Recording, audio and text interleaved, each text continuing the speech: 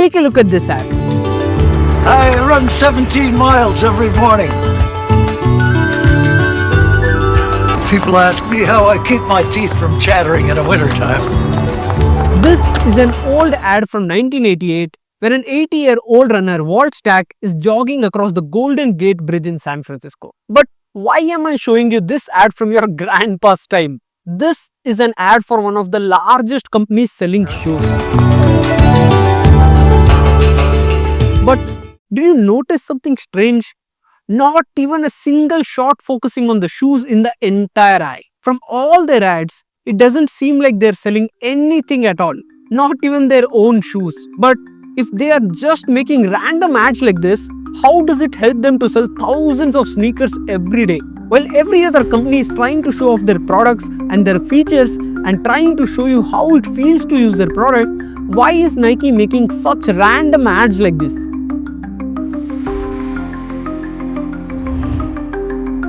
What is Nike's strategy and does this really work? Nike started off with a simple mission: to improve the performance of their athletes. In 1964, Bill Bowerman was a legendary track and field coach, and his student Phil Knight founded Blue Ribbon Sports and started importing running shoes from Japan. Bowerman was obsessed with making better running shoes and increasing the performance of his athletes. In the beginning, Bill tinkered with existing shoes to make them lighter, faster, and more effective for his athletes.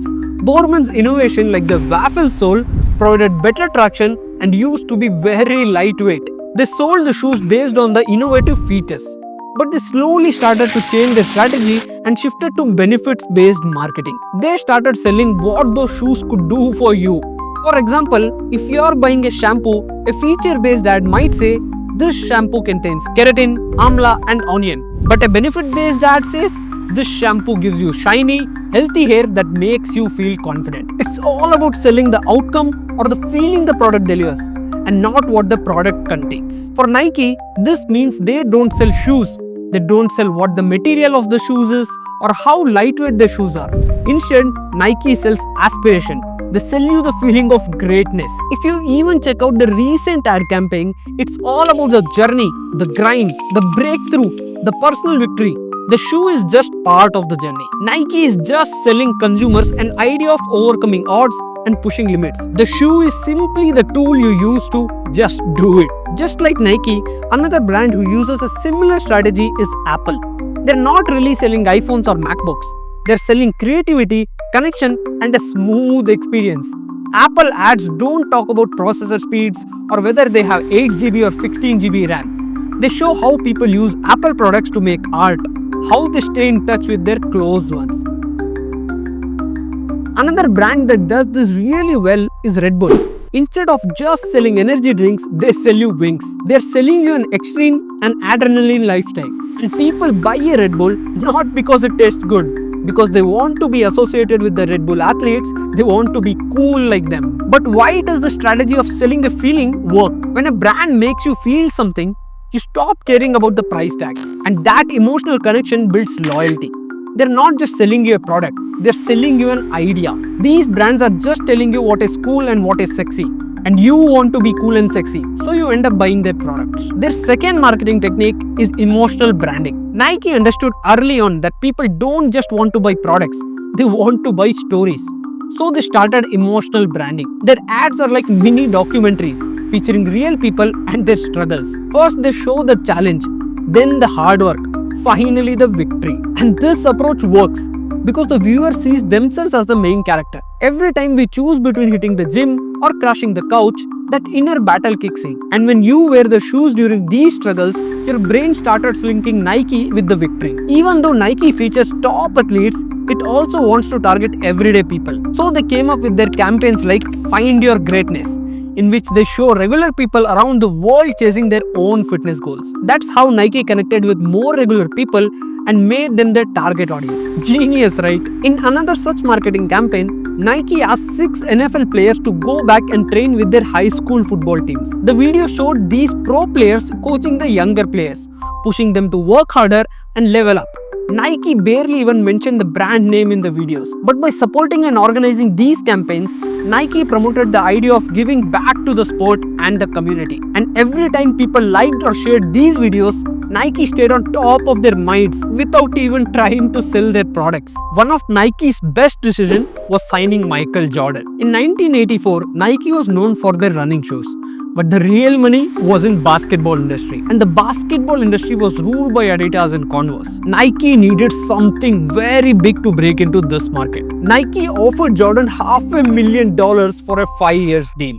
Plus Nike stocks, plus his own Air Jordan brand and a percentage of every shoe he sold. Before this, athletes were just like a billboard to a brand who would wear their products and maybe shoot some ads for them. But Nike created a partnership model. In the first year itself, Nike made around $126 million from the Air Jordans, which is 30 times more than what they projected. Today, the Jordan brand generates over $5 billion in annual revenue.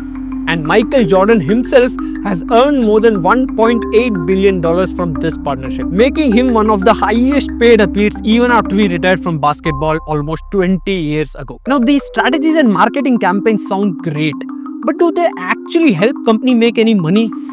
The Just Do It campaign 1988.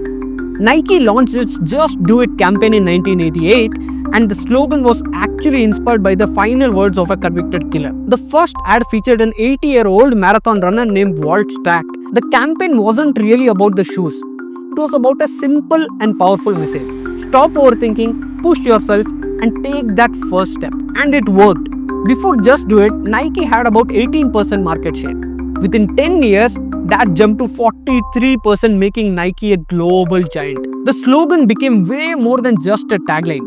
Advertising Age even named it one of the top 5 slogans of the 20th century. The Dream Crazy campaign 2018. For the 30th anniversary of Just Do It, Nike launched the Dream Crazy campaign, featuring the controversial NFL player Colin Kaepernick.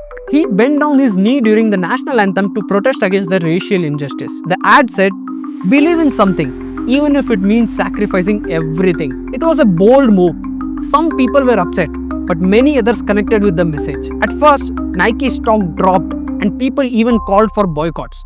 But within weeks, the stock bounced back. The campaign brought in over $43 million in media exposure, and online sales jumped by 31% just days after the ad launched. More than anything, it showed that Nike was serious about standing by its values, especially in the eyes of younger and socially aware consumers. Apart from these ad campaigns, Nike also had its own apps like Nike Training Club and Nike Run Club. These aren't just shopping apps. They offer free workouts led by experts, personalized training plans, GPS tracking, and a platform for users to connect, compete, and share their fitness journeys. Nike turns fitness into a fun social experience, and that keeps people coming back. In fact, in 2023, about 26% of Nike's total revenue came from its apps and membership programs. That shows how powerful it is when you give real value directly to your users. Nike also uses AI and machine learning to recommend products based on consumers' behavior, and even use AR to help users try shoes virtually with Nike Fit.